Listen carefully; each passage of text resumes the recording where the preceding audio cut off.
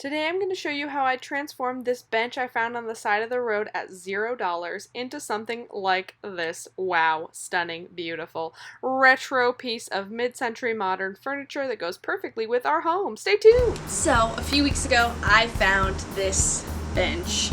I was out on a walk with my mom and my dog, and we saw this bench and it was on the curb, so I scurried on home and came back and got it, and now my car is full of spiders. But it's really beautiful mid-century modern style piece that we're going to put in our front entryway of our house so you can put your shoes on before you go out. It's got this beautiful shelf underneath with caning where you can put your shoes.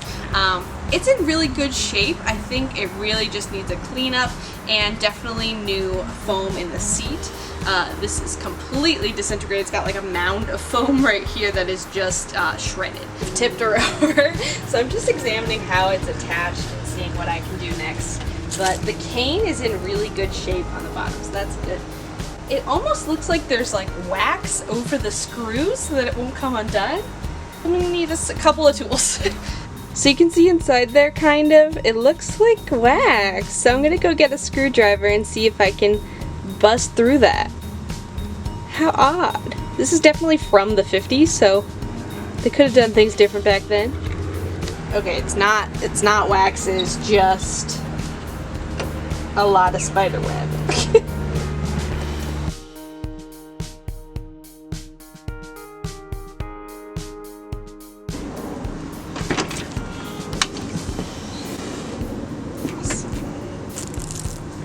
So I've removed a good deal of staples here, but there are more staples underneath those staples.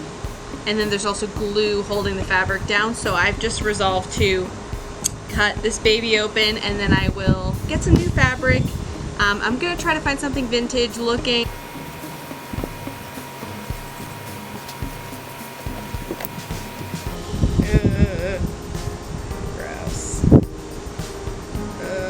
It is like, it looks like a bunch of turmeric in there.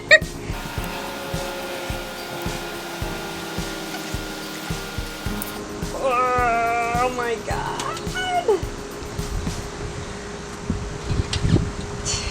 So nasty. I gotta get it before the wind blows. Ah! So now I am left with this horrifying sight.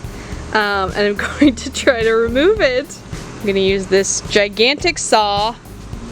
It's meant to chop off like tree branches to remove the gunk.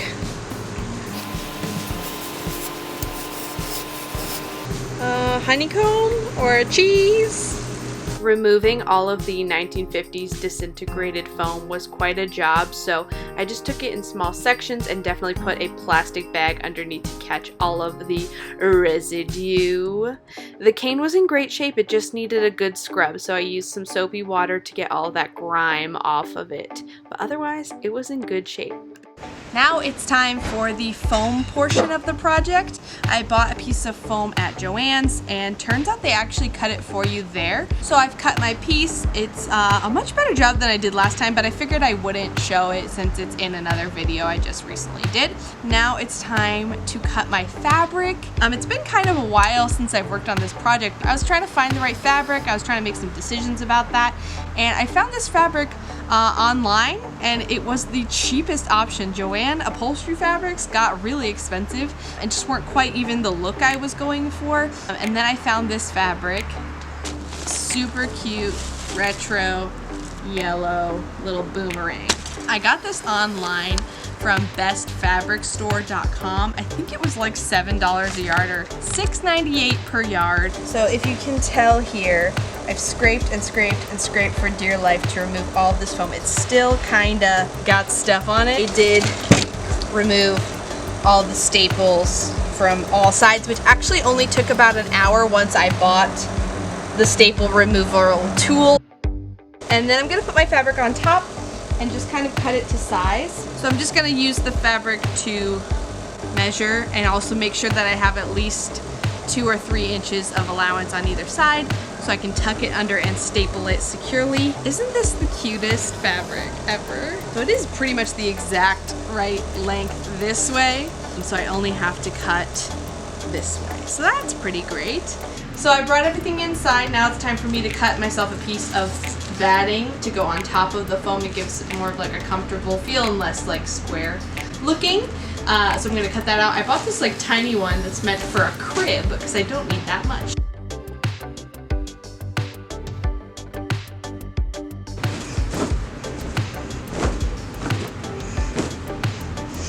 Putting my fabric on top of the foam and the batting face down, and then I'm going to pin some corners, and then I'll sew those corners, flip it inside out, put it on for fit. So now we're going to be making the corners. I'm doing a little bit of sewing here. So I'm going to gather the corner and use some pins to pin it into place. I do not want to sew the batting. The batting is not going to be attached to the fabric, so you want to make sure that you're not pinning that, but we also want to make sure that there's enough allowance for the batting, so that's why it's under there right now. Just a few pins down the line to make a nice snug corner. So now I've got my folded and pinned corner, so I'm just sewing straight down, so it should look something like this when it's done.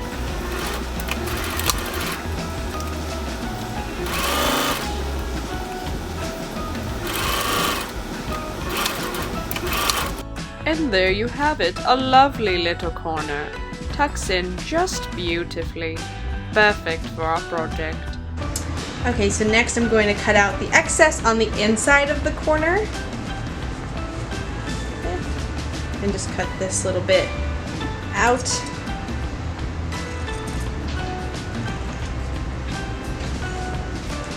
So it can sit nice and flat without excess on the inside. Now I can begin to staple. First I just did one on each side just to kind of hold it in, and I'm also going to be pulling it tight as I go.